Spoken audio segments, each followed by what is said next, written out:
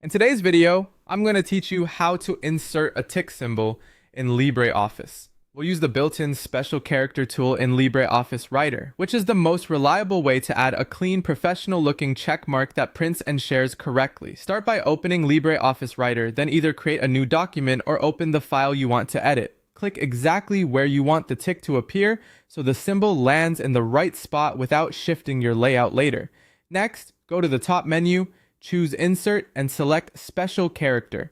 This opens a window that shows all the symbols available in your fonts.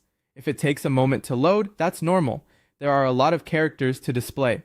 Inside the Special Character window, you can scroll through the list or use the search box to narrow things down. The two symbols you're looking for are the standard checkmark and the heavy checkmark. The standard check is a lighter, subtler option that blends well with body text. The heavy version is thicker and more prominent, great for headings, forms, or when you want the tick to stand out. Appearance can vary slightly by font, so choose the one that best matches your document's style. Click the symbol you want to highlight it. You should see a preview so you can confirm you've picked the right character. Then click Insert, and when you're done, click Close to return to your document. The tick is now regular text, so it behaves like any other character. You can copy and paste it to reuse it, change its size with your normal font controls, and apply bold or color if needed. If the tick doesn't display correctly, switch to a widely supported font in the special character dialog, then insert again. Fonts with broad Unicode coverage tend to render these symbols consistently.